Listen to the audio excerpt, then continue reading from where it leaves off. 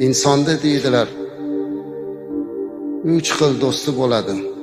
Bir do'sti uni joni chiqquncha, ikkinchi do'sti qabrga borguncha, uchinchi do'sti qiyomatgacha. Joni chiqquncha bo'ladigan do'sti qaysi do'st deganlarida, joni chiqquncha bo'ladigan do'st uning moli dunyosi. Chunki olamdan o'tganimizdan keyin moli dunyo bizniki emas.